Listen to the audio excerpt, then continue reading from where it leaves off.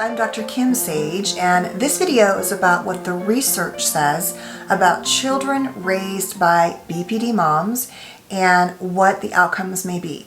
So this video is really going to look at the research first, and then it's also going to give you what I think are the most common signs that you were raised by a BPD mom in terms of what it sort of looks like and shows up in your life in terms of your mental health, your relationships, and those types of issues. Now, I just made a video about sort of the most common beliefs and thoughts when you're in the relationship with a BPD mom, and that's in this video if you want to check that out. And you can also refer back to a video I also just made about recognizing the signs of borderline in a primary caregiver, and I'll link that one here. All right, so let's talk about what the research says about many of those who have a borderline childhood. Now, the disorganized attachment system experience is very commonly linked to those people who have a diagnosis of BPD today. And so we also know there's a genetic component, hereditary component, but that the environmental influences are pretty severe in terms of how they affect those with BPD. And so if you have BPD and you're watching this, I hope you'll know that I have, as I always say, great compassion for you and your struggle. These videos are targeted towards those who had parents with these disorders, but, and also, like I always say, there's a huge spectrum and variation. So what may be your story with BPD as a mom or child may look nothing like someone else's, but because of the general tendencies for emotional instability, relational instability, impulsivity, identity disturbance, and things like that, we do tend to see a certain cluster of behaviors. So let's get started really quickly though. Before I do, I'm a clinical psychologist, and I thank you so much for watching. Please feel free to subscribe and click the bell, and that way you'll get notified when I post new videos. Please feel free to share your own stories and thoughts if you feel safe enough to do so. I keep saying I truly believe that BPD is wildly and widely underdiagnosed, and that many times we call it other things. And the only reason why it matters is not to slap a label on it, but because if you understand that because of the mix of often good and challenging love in your childhood, or a parent that was described as difficult or challenging or crazy, but maybe wasn't fully narcissistic, but I keep seeing things that people think that are just narcissism that may actually be BPD. Of course, they can all mix together and be, co-morbid and layered.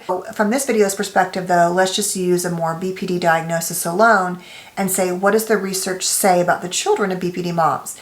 Now, there's a lot of research, but the majority of it says a couple of things, and then I'll get to the signs. Because, as I was saying, there's often a disorganized attachment system by the BPD mom because of her own inability to regulate emotion and relationships, we can often see higher dissociation in the children. We see higher, often, attention issues. We can see more anxiety, more depression, lower self-esteem. We can see a higher, obviously, likelihood of trauma and c-ptsd. And that children of parents with BPD are at a much higher risk for sort of lifetime psychiatric disorders in their own self, right? Like I was saying. And that the core issues of devaluation and idealization are really oftentimes at the root of what causes such difficulty for children, because the borderline is struggling to have that more stable response, and therefore it makes it really hard for them to provide that sense of attunement and stability for their children. And so the children are going to be looking to the primary caregiver to be getting that, but they oftentimes aren't able to receive it. And so that affects their own mood regulation, of course, their own attachment issues. We see a lot more avoidance and anxiety in kids, even if they don't have BPD themselves or disorganized attachment themselves over time. Just having a parent like that is going to make relationships seem scary and dangerous and unpredictable at a minimum, and confusing, because I keep saying that I think with borderline more than other disorders, when the light is shining on you, you can get attunement and good love. It's just that oftentimes it doesn't last. It's sort of conditional, and it can change like that in any moment. And so that makes it inherently unsafe. The research also shows that they were more likely to have changes in household composition, meaning more divorces and moves, more schools attended, more removals from home, more exposure to parental drug or alcohol abuse, and mothers' suicide attempts. They're often, like I said, diagnosed with more attention and disruptive behavioral disorders. They often have more delinquency issues. And for when infants are 2 months old, mothers with BPD demonstrate more intrusiveness and insensitivity. And their infants demonstrate more dazed looks, more looks away from the mother, less responsiveness than do infants who have different issues with parents in terms of mental health issues. Second, when these infants are 13 months old, 80% are classified as disorganized attachment with the mothers at that point. And that is the same percentage found in kids who are considered to be maltreated. And so we can also see that role reversal is very common. And so, for example, it says a child tells the fighting parents, "Stop that, go to your room." That was also significantly more likely to be present in the narratives of children with BPD moms. Oftentimes that's that you're my best friend, you're the parent will look to the child to be the parent, and that's a lot of pressure, right? That's that being responsible for the parent's state of mind I've talked about in many videos. And so this can create this sense of caretaking in us if parents are like this, and this ideal that we have some control. And kids who often have BPD moms, the research shows are often more controlling, at least they attempt to be more controlling, and I think that's just because they're trying to survive their environments in whatever ways they can. And that there were more negative parent-child relationship expectations, such as relationships characterized by danger and or unpredictability, were also found in even preschoolers' narratives. And so the children, like the parents, showed a more incongruent sense of self, more shameful representations of who they were, and actually saying they were good or bad more often than kids who don't have a parent who's really struggling with emotional regulation, relationships, and stability and things like that. And so there's just a wide range of risks and mental health issues, and it's just important to know that if you had a mom like this, I keep saying it, but it can be confusing and feel like a bit of betrayal, because most of these moms we're talking about, even in the research, I think that BPD gets demonized as like all bad, like I keep saying, like the Glenn Close situation, or as some people talk about the witch or things like that. And of course, those exist. And there can be many cases where there is no good love given. But I think because of the BPD sensitivity to the, in terms of their brain development and what we know about them, that at times when they're getting their needs met with that child, there can be that, like I keep saying, good love. And that is why I think that this disorder is so misdiagnosed, and why people are walking around going like, scratching their heads like, did I have a narcissistic parent or an emotionally immature parent? And the label of BPD doesn't matter, except for it does, because it explains a lot of things that often seem unexplainable in your childhood. Specifically, how can a mom who can be so great also be so deeply wounding and hurtful, not only to me, but to my dad or their wife or husband or partner or themselves?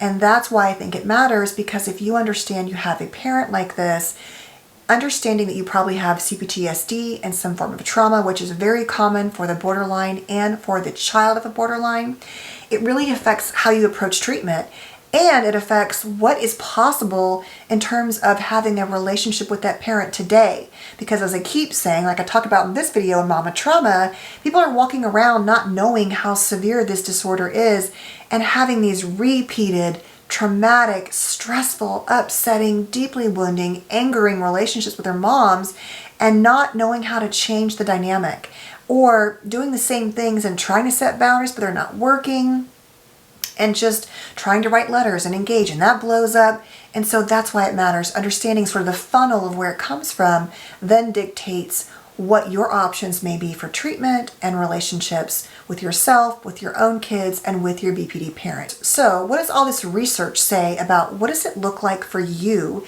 if you were raised by a BPD parent?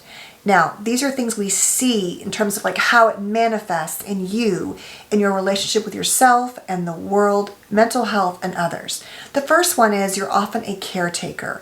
You often have a false belief system that everybody else must be okay, and then you can be okay. And that comes from actually having to be a caretaker, oftentimes overly invested in the parent state of mind, feeling too powerful or not powerful enough, but just trying to like always make it okay for that BPD parent. Number 2 is that you are very often likely to have mental health issues yourself, oftentimes anxiety, depression, PTSD, c-ptsd, and other disorders. And you may often have also, which is very common with c-ptsd, autoimmune issues, chronic health issues, other issues related to your health and well-being as they relate to c-ptsd, which I discussed in this video. Number 3 is you often have difficulty with anger and confrontation. Because anger often wasn't safe with the BPD parent, you either avoid anger at all costs and don't know how to do it and don't know how to self-advocate, and or you may copy and reproduce that same raging behavior in your own adult life. But in general, you don't tend to have a very good relationship with expressing and dealing with anger in general because BPDs often don't. Number 4 is you often have identity issues in terms of your self-value, your self-esteem, your self-worth.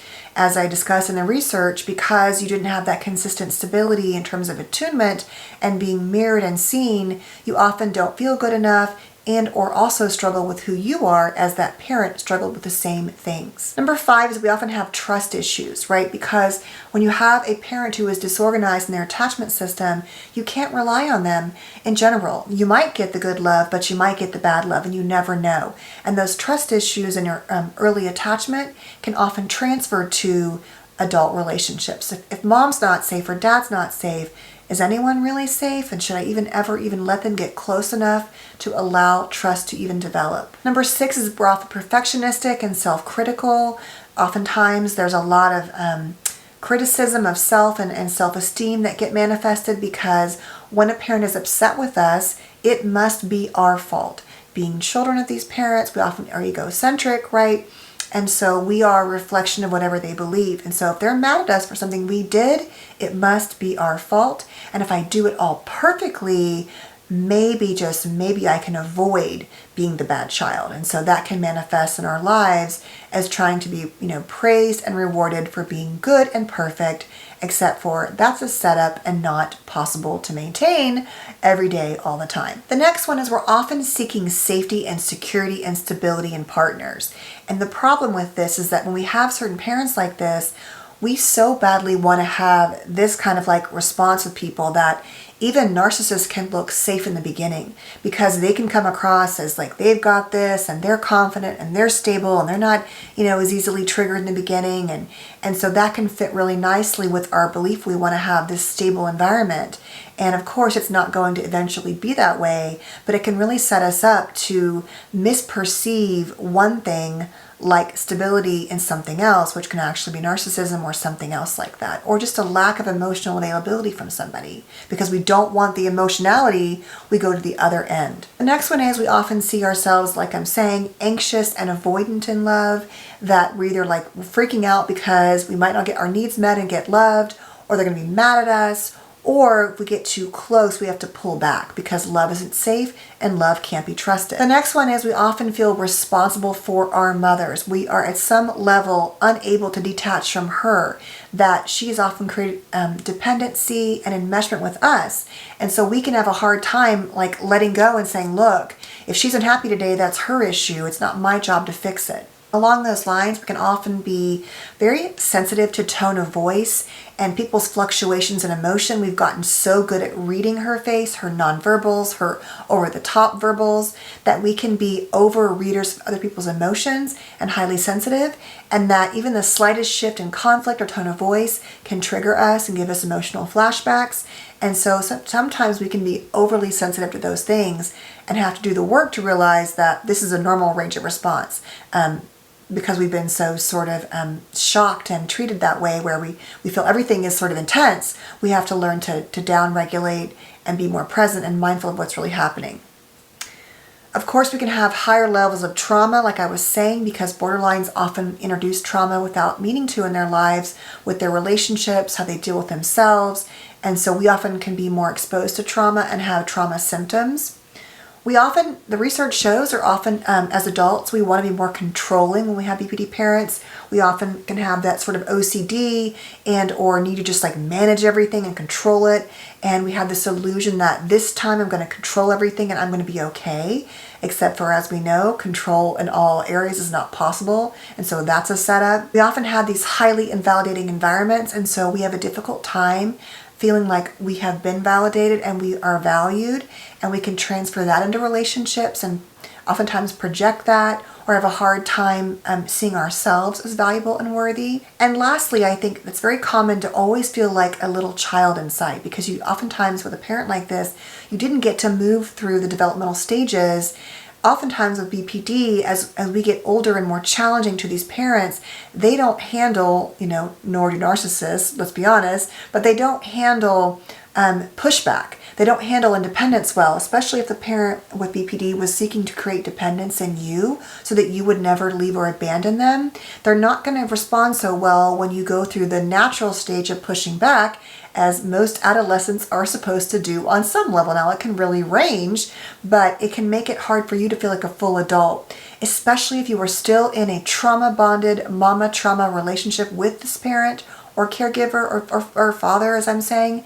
It can make it really hard for you to feel independent and autonomous and secure, and really your own sort of sense of self blooming and growing can't really occur when you're still responding to that parent in your adult body as you did as a child, trying to meet their needs, give them what they want, tiptoe, caretake, manage everything, control everything. It's not possible. So if any or all of those or some of those are true for you, I highly encourage you to get help and support in therapy at best with a therapist who understands trauma. I think is very important. As I keep saying, I truly do believe this is underdiagnosed, and I believe that the trauma that comes with, especially, of course, I'm not talking about treated and managed, but especially untreated BPD, sort of out of control, attachment gone wrong and wild, if that has been your experience or was, as much as you love this parent, you can't be responsible for healing them. You must start with protecting yourself. Let therapists help them. Let partners help them. Get help yourself to set boundaries with them if it's possible, and to sort of restructure the relationship, which is sometimes possible and oftentimes not. Your job today is not to care for them. Your job is to finally and fully take care of you. And if you have children, those children, your partners, your life. And that can feel hard to do, and you can feel guilty for that. So I want to encourage you to begin the work today and know that you're not alone. Thank you so much for watching. Please stay safe and well. As always, I so appreciate people subscribing and posting. And I honestly do. At times I'm about to go to bed and I see someone posting something about, that they felt understood by this. And I so much want that. I don't want anyone to feel more stigmatized or more judged. But I really do believe that what do we do walking around like this? We need to know that we weren't alone, and there is a path to healing, but we have to first know where it starts with and what it is and where it began. So thanks for watching. Please stay safe and well, and I'll see you next time. Oh, don't forget to give this video a thumbs up if you like it, and I'll see you soon. Bye.